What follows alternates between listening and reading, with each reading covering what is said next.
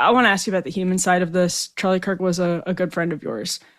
What's it been like to step into his shoes? Well, Charlie had a lot of friends. And so, I've talked to a lot of them. I'm sure you have too. The man was ubiquitous and it's heavy. If any of your friends die, it's a deeply unpleasant thing. And when a friend is killed in such a horrific and unjust way, that adds a layer to it. But I actually found myself thinking that 60% of my grief over it actually had nothing to do with the fact that he and I were friends, because I would see grown men crying, grown men who had never met Charlie Kirk. I think it goes somehow even deeper than that. The man represented something to people. He was who he seemed to be, first of all, which is sometimes rare in politics, and he represented something. And his murder represents something that's really just horrifying in the country. So there's that level. Then on another political level, he was the central figure. Charlie kept this coalition together, more so than any person other than Donald Trump, maybe. And in some ways, by the way, I think he did so more than Donald Trump, because Trump sometimes picks fights with people, and Charlie did a great job of establishing the limits of what can be a respectable conservative, but allowing for wide discourse within that, supporting a lot of people all around the country. So the reason that I kickstarted the tour again one day after his memorial is because he and I were already scheduled to do an event together at the University of Minnesota. By coincidence, by providence, that was on the docket. And I flew in. A number of Charlie's friends had been filling in for his radio show. And I flew in one day last week, right after the vice president did it. And TPUSA asked me, they said, "What's happening with your event?" I said, "You tell me, it's your event, and I'll do whatever you want to do. If you want to go on with it, I would love to do it. If you don't want to go on with it, it's entirely your call." And I agreed with their decision. They said, we have to go on with it. We have to show that we're not afraid. We have to show that the movement moves forward. So just on a personal level, it was so gratifying to see all of the students show up. There were 4,000 people who tried to get into this event. The capacity in the theater was only about 2,700 or so. However, I felt I recovered quickly enough, but I did get a little choked up at the beginning. And I've only ever really gotten choked up when I give one kind of a speech, and it's a eulogy. And this felt in many ways like a eulogy. So people are grieving and mourning, and they should. It's good to mourn. It's good to grieve. I don't like this happy clappy kind of modern religion that says that we have to just be all smiles. We know, all the Michael. time. We know you don't like it. As you might have noticed my mackerel snapping, traditional sorts of religious icons and relics in the back. I think it's important that we grieve and we recognize this was a grave injustice, and we can have confidence. We can have entrust him to God as he entrusted himself, but we can recognize what a terrible blow this was, and the great challenge that lies ahead to move forward. And before we get to the news, I actually have one more question for you on that 60% of the grief, because you're another one of those guys that pops up in Gen Z's social media feed all of the time. You're a part of the TikTok diet because of all of the debates that you do. And those are really popular on TikTok. This is something that Charlie and the great Ben Shapiro noticed early and capitalized on early, that younger people were looking to see debates where people had a sense of like moral clarity and were able to defend their position, especially from the right, because they weren't getting a lot of that elsewhere. So I'm just curious, what you've learned about how Charlie, but also maybe yourself, people saw, back in the 70s and 80s, these sitcom characters almost as extensions of family, because they had this, it sounds so quaint now, but routine and ritual of sitting down and bringing them into their living rooms. But there's also something very intimate about being constantly on somebody's phone talking about politics. And I think that's where Charlie's assassination, he was killed in the same screens to many people that they knew him from, whether they liked him or didn't like him. And I'm just wondering, Michael, if you have any thoughts or any lessons you've taken from the last couple of weeks about what you guys who are out there doing these debates mean to people around the country. Yes, in many ways, it's much more intimate because the TV traditionally is on the other side of the room, and you're sitting there with other people, and there's more distance than there is between this little portal to hell that we all have in our pockets and the the debates or the clips or whatever you're going to see. So it is an intimate connection. I mean, there are people I've talked to who are college students now, who are in their 20s, who grew up watching Charlie, even though in my mind Charlie is still 18 years old. They would grow up for years watching him. And I say this with no false modesty, truly. There have been periods when Ben's clips were the only clips that were going around. And there have been periods even where my clips were really making the rounds all the time. Charlie was the best at it, at least at this moment. And for recent history, he was just so good at it. And he wasn't always that good at it, actually. I noticed this myself when I'd be talking to Charlie, is he all of a sudden he'd be much better at arguing than he was 6 months prior or a year prior. He'd say, hold on, I wasn't prepared for that. Hold on, wait a second. Where did that come from? And it's because Charlie, having started at age 18, just absorbed everything. He never plateaued. He never rested on his laurels in so many facets of politics. So in the debates, he was fine debating when he was younger, but he got excellent at it. I mean, he was just superb at it. And then in the media appearances, he was always pretty good, but he got really, really good. And in radio and podcasting, he got really good. And in fundraising, he was always excellent at that. I think there was one story told at his memorial. At age 18, he raised $50,000 in 2 days. Pretty impressive. But I've sat in rooms with Charlie. I've seen him shake donors down at just the right moment for millions of dollars, and obviously grew TPUSA into the juggernaut that it has become. Everything. The most important thing he did, in my view, the most impressive thing, is coalition building, coalition maintenance. As I mentioned, truly no one did it better than him. And so then looking at this, having a little experience in some of these areas, it's been really impressed upon me that it takes, I would say, at least 5 people to do what Charlie did, and probably significantly more than that. It takes 5 people to do what Charlie did at a lower level than Charlie did it. And so that's going to be the real challenge for the conservative movement moving forward. This is not just empty praise for a pal who died. I would say this if I didn't know Charlie. I would say this if I didn't like Charlie. I think even Charlie's enemies would have to admit this. He was a generational figure. He was the most talented political figure of our generation. And it's not just to say those are big shoes to fill. It's to say really the whole order of politics for our generation is going to have to change. That's how big a role he played in it. I mean, there's basically no one, and I think maybe other than Donald Trump. And I'm just, as you're saying this, being reminded of what Dennis Prager reflected on by saying everybody thought they were Charlie's best friend, and how beautiful that is, and how he made everybody feel that special. But there's so few people. I mean, again, maybe it's literally only Donald Trump who are, friends with, continue to be friends with people in Maha world, RFK Jr., Candace Owens, people in the Republican establishment. And Michael, I know you have a lot of these relationships too, but I don't know if anybody had them to the extent that Charlie Kirk did, especially from a position as a top activist, not just sort of in the media, but also somebody who was behind the scenes organizing. I think that if I called together a conclave of top politicians, I could get a number of them to show up probably, but I'd have to pick the date. I'd have to make sure it worked for everyone. And Charlie really, at the drop of a hat, could convene the upper echelon of the political world, as well as, and this is just as important, as well as the grassroots, as well as 20,000 young people, as well high school students, college students, activists, think tankers, intellectuals, fundraisers, operatives, all of these people. He really commanded the stage. And this is what's so shocking about eulogizing him or mourning him is he didn't hold public office. He didn't pass laws. He when a president is assassinated or if there's an attempt on a president's life, it's very terrible, but that does happen. It's a dangerous job.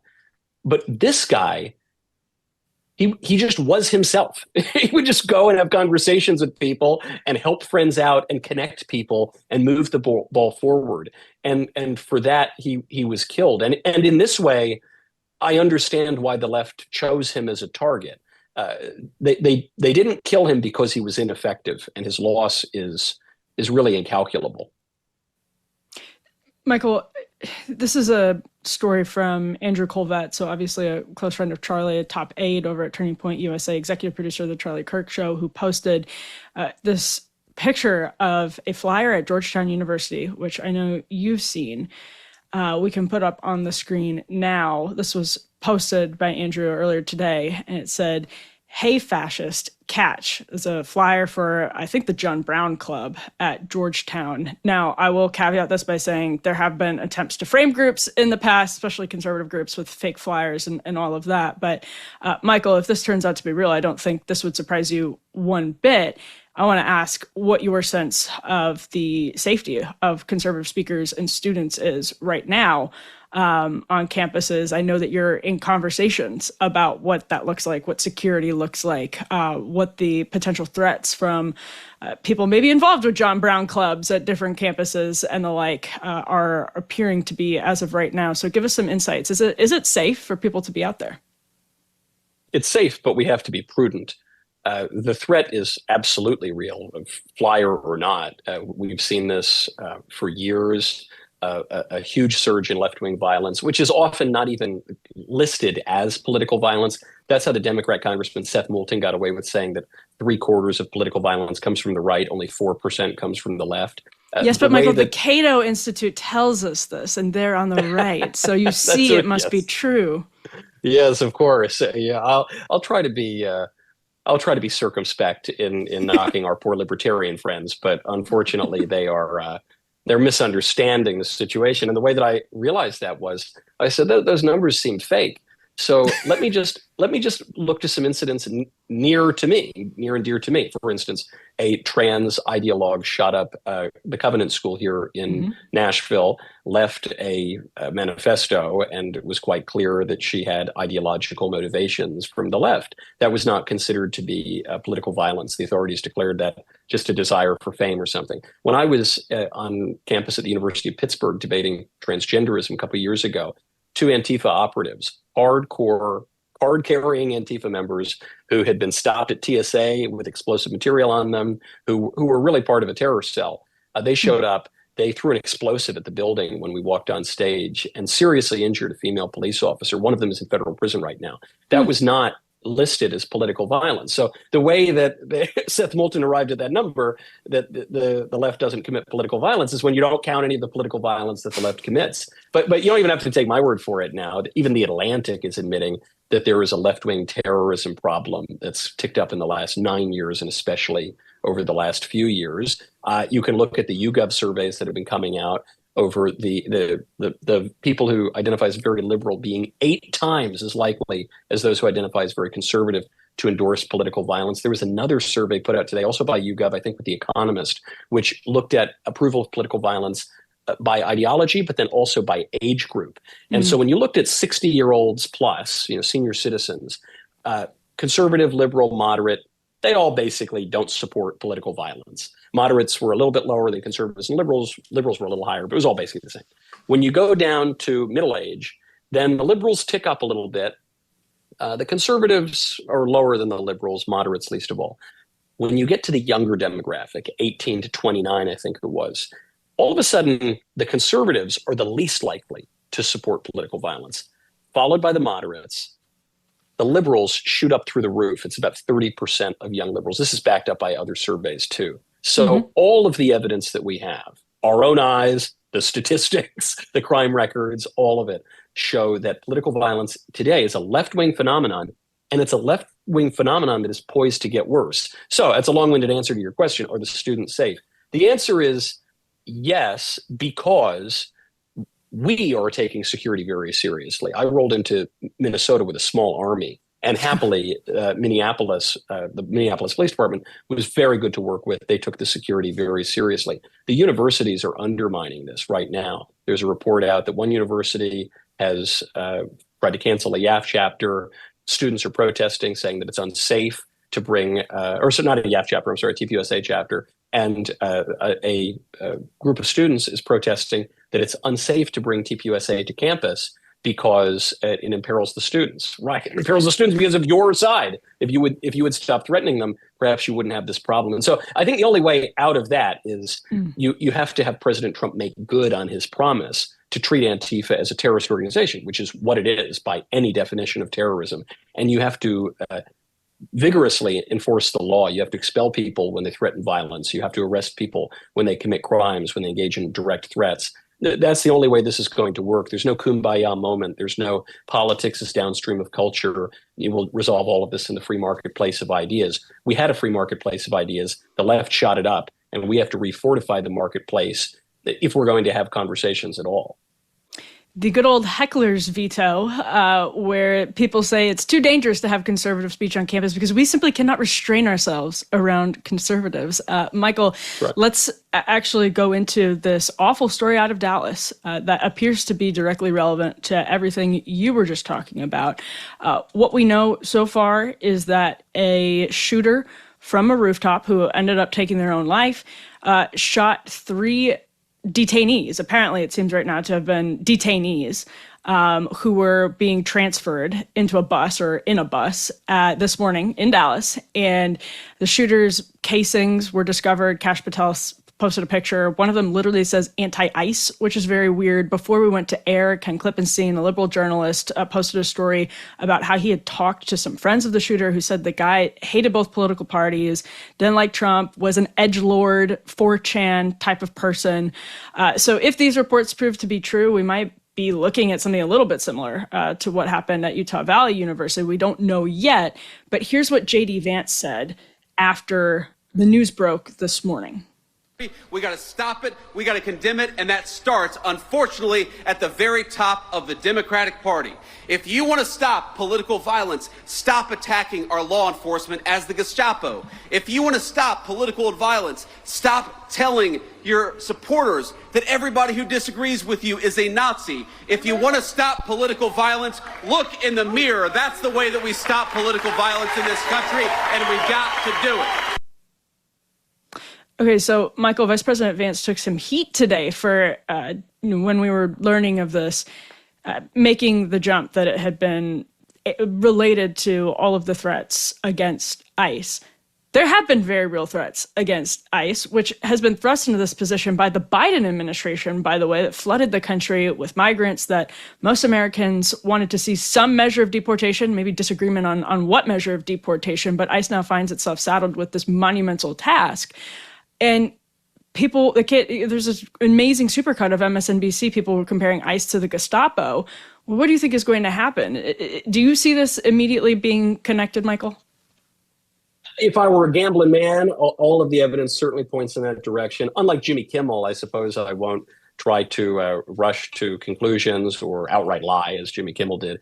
But it would appear that all of the evidence we have suggests this guy was anti-ICE and took it into his hands to try to kill them, which is unsurprising when, as the vice president pointed out, you have top Democrat politicians calling ICE the Gestapo. What is the semantic value of calling ICE the Gestapo? What is the semantic value of calling someone a Nazi? It is to justify their murder. That's simply what it means.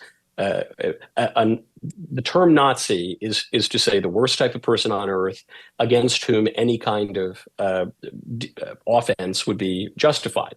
And so they know what they're doing. They say that intentionally. I mean, you've seen this all the way up to the level of Joe Biden, who said with regard to Donald Trump that he posed an existential threat to the country. If Trump posed an existential threat to the country, that would justify his assassination. That would in fact put the assassin in the position of someone defending the country and defending himself.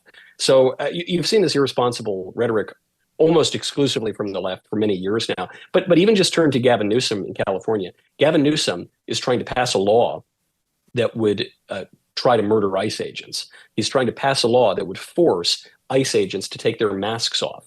This is pretty rich because Gavin Newsom made 2-year-olds mask to go on airplanes. Gavin Newsom, made his entire state mask up over the Wuhan flu.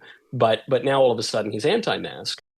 Are you looking to support more made in the USA manufacturing this year? Like I am, definitely. Whether it's home decor, clothing, or furniture, it's become extremely difficult to find high quality products that aren't made overseas. A recent Forbes report revealed that annual earnings for small businesses across the US have dropped by over 75% just since 2023. Small businesses in this country are struggling to stay afloat, and with the likes of Amazon and Target dominating the market, it's no wonder. Basically, any small business owner here in the US will tell you the same thing. That's where a warehouse comes in, your one-stop shop for artisanal home goods made exclusively by small businesses. With hundreds of products to choose from, they're deeply committed to supporting American manufacturers.